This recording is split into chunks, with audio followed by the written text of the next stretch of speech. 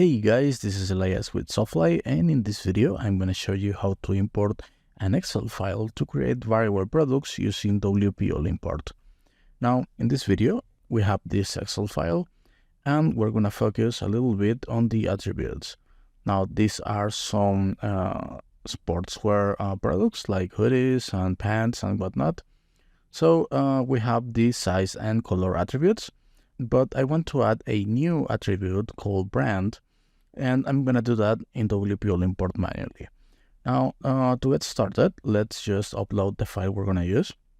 And I'm going to choose to upload my file directly from my computer, but you can choose to download a file from URL, FTP, or use an existing file from a previous import. Now, let's click here on the upload a file. All right. And now we just need to decide whether we want to create new items or update existing ones. Now I don't have any products here on this side, so I'm going to choose new items. And here on this drop down, I'm going to select WooCommerce products. Now let's click on the continue to step 2 button. All right, and here on step 2, we just need to double check that WP All Import is detecting all of the rows, which is the case here. Let me show you real quick. I'm going to select this first column, and Excel will count the rows in that column. We have here 2039, and minus the header row, we get 2038. So this number is correct. Now for the columns, we have the SKU, parent SKU, name, short description, description, stock status, regular price, sale price, images, categories, and the attributes, size and color. Now these are the exact same columns we have here. So this other thing is good too. Now that's it, guys. We have everything we need here on step 2. This is good, and this is good too. We could use the filtering options to filter out some products in our import file, but I'm not gonna do that. Just I'm gonna walk you through it real quick so you know you can do it. And here we basically use XPath, and the only reason we can do that is because WP All Import is transforming this Excel file into an XML, and then we can use XPath here. You can actually write your own XPath expressions. If you know what you're doing, you can do that here. But for the most cases, you can just select here from this dropdown whatever field you want to filter by.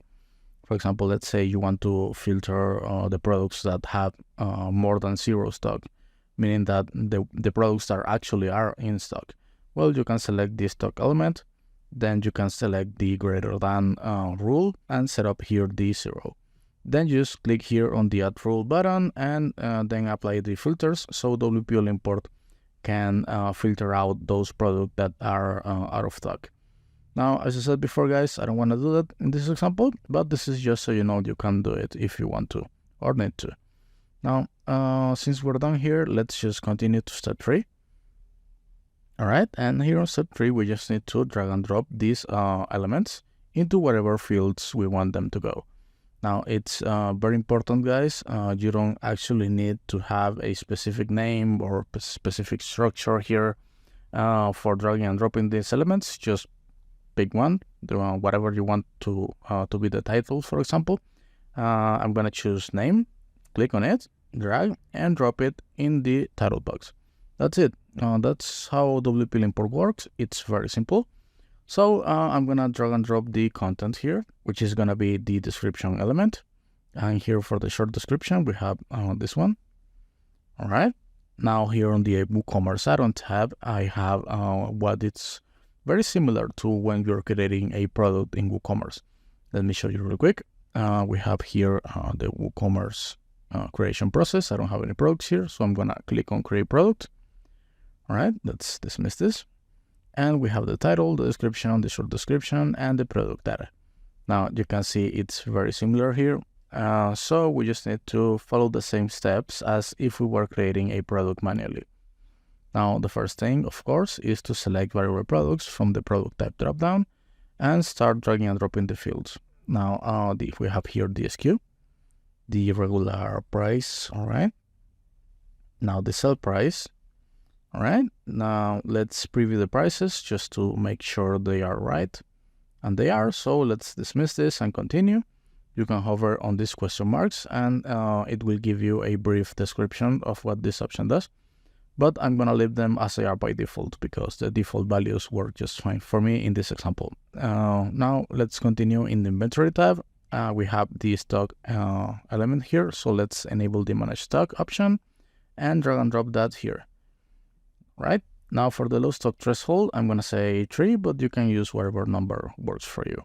This is just so you know, you can use static data and WPL import will process it too. Now for the stock status settings, I could just let WPL import decide whether a product is on stock or not. But since I have here the stock status element, I'm going to use it. So now let's select set with expat and hover on this question mark. Now, when you select set with expat, the question mark will show you the accepted values and what they mean. This is so you know that if you want to use expat, you need to use the accepted values. Otherwise, it won't work. Now, the accepted values for stock status in expat are in stock, out of stock, and on back order. Now, luckily, my file structure has that same values. We have here this product, which doesn't have any stock, and it's out of stock. And this one here has 100 in stock, and the stock status is in stock. So this is working very good for us. So let's just drag and drop this. All right. And WPL import will import this dynamically. Now, these settings, I'm going to just leave them as they are. And I'm going to skip the shipping and link products tabs because I don't have any of that information here on the import file. Now, here on the attributes tab is where this starts to get interesting. Now, we just need to set up the attributes. Same as if we were creating them here in WooCommerce. Now, we have initially 2 attributes. We have size and color. So we can just type in that size and color. All right. And drag and drop those values. All right. Now, I do want these attributes to be variants. So that's good. I'm going to leave this setting enabled. I do want them to be visible and I do want them to be taxonomies. However, I want to add a third attribute here. I'm going to call it brand. All right. And here you can see that I don't have any brand element here. But all of these products are going to be from the same brand, which is going to be Softfly. All right.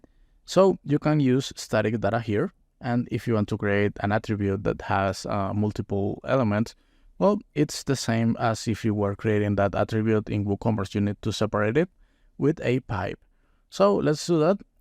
Let's add a pipe here. And the other brand of these products, it's going to be WPO import. All right. So we will have 2 brands. However, I don't want to create variations for this attribute because it wouldn't actually make sense.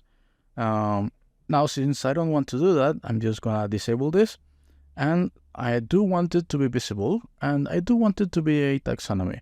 So I'm just going to leave these other settings as they are, but I'm not going to use the brand attribute for variations. So we will have variations in size and color, but not in brand. So this is cool. You can also click here on the advanced settings and you will be able to use expat with your import, but it's not what we're going to do here. Now let's jump into the variations tab. And here in the variations tab, we need to decide how to link our variations.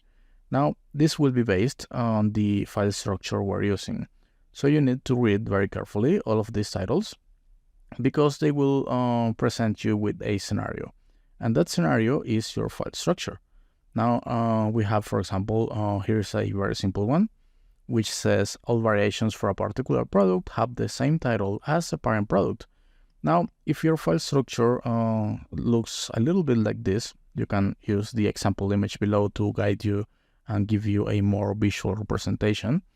Well, you will need to drag and drop the title element here, and WPL import will understand this and import your variations correctly. Now, you will see that this is a parent product, same of this one, and all of these are variants from that same parent product. Now, you can see that they all share the same title. So if your file structure looks like this, Again, just drag and drop the title element here, and you should be good. Now, if your file structure, for example, has the variations as child XML elements, then you need to select this option, and we have a video example here. You're more than welcome to click on it so you can learn how to import that in more detail. Now, for the other cases, just like I said, read the title and check out the example image below, and you will know what to do. Now, the option that resembles the most to the file structure we're using is this first one, because we have an SKU and a parent SKU element. Let me show you here on the import file. All of these are the SKU element, which are different for each row. And this other element here under the parent SKU element are the variants, and they point us to an SKU on the SKU column. So all of these guys are variants for this parent product. So with these settings, WPL import will understand that. So this is how they are related, and WPL import will just import it correctly. Now let's scroll down a little bit because we're done here. These settings I'm gonna leave them as they are, and we have gone through all of the tabs here on the WooCommerce Add-On tab. So remember guys, here on the attributes tab, you can just build your own custom attributes and they will work too.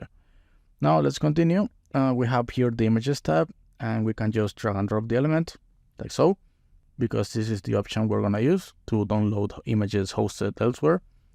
You can see that my images are in an external server, which is not the same URL as the one we're using here. And they are separated with a comma. And this is very important, guys, because if you're using a different delimiter here, then your images won't be loaded. Now, you can note this before running your import if you click here on the preview and test button. All right, you can see that WPL import is able to detect these images, but let's just click here on run test just to be sure. All right, so WPL import is able to download these images, so that's good. Let's dismiss this and continue with our import. Now these settings, I'm gonna leave them as they are, but you can just hover on this question mark and it will explain what they do. All right, now the custom fields tab, I'm gonna skip it because we don't have any custom fields in this example. Now the taxonomies tab, I'm just gonna enable the product categories option. And here we have our categories. We have this structure, which is a hierarchical structure for these categories. So the way we import this kind of structure is selecting this third option, which is the option for hierarchical taxonomies. Then I need to enable this option that says an element in my file contains entire hierarchy, and drag and drop that element here. Now let's click preview, and as you can see here, WPL import is detecting the category tree correctly. Now this is good, so let's dismiss this. I'm gonna skip the other product options because these are just basic WordPress stuff like post status, dates, comments, slug, author, and well, other default values. So I'm just gonna skip them altogether. We have here the function editor, and guys, if you want to run your own PHP functions here, you can absolutely do it and do pretty much whatever you want with your data. You can go to our website at wplimport.com, click on the docs link in the menu, and you will be taken to our documentation. There, you can know more about how to run PHP functions in WPL import by clicking on the import tab, then custom code, and inline PHP. Now we have a lot of info here. It's very cool, very useful. You can learn a lot of stuff here in our documentation. So feel free to take a look here. For now, let's just continue with our import. We won't be using this, but just so you know, you can. Let's click on the continue to step 4 button. And here for the unique identifier, you can just drag and drop whatever value you want to use.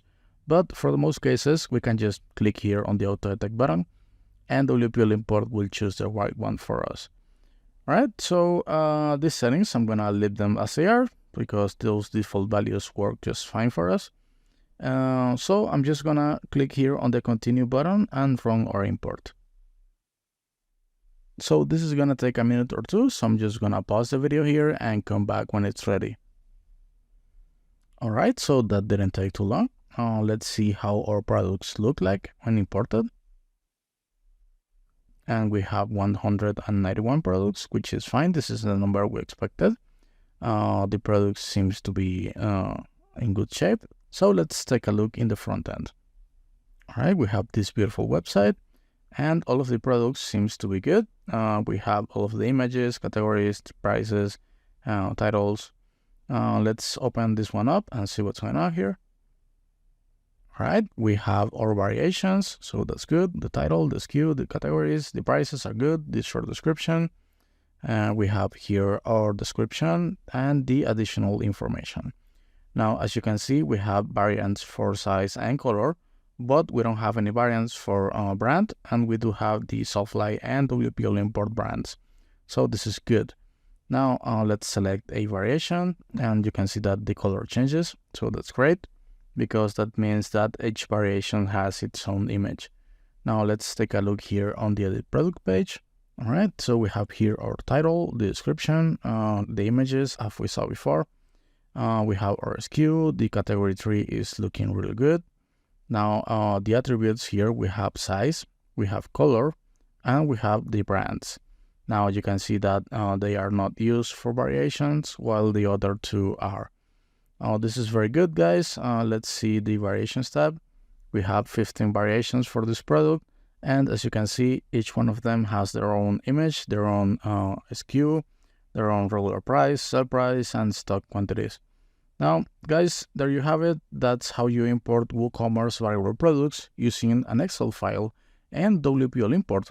Also, that's how you create additional attributes on the fly. So that's it. If you want to learn more about how to import or export other WooCommerce data or other WordPress data, like posts, orders, products, and really everything here in WordPress, well, just check out the other videos in our channel or go to our website at wplimport.com.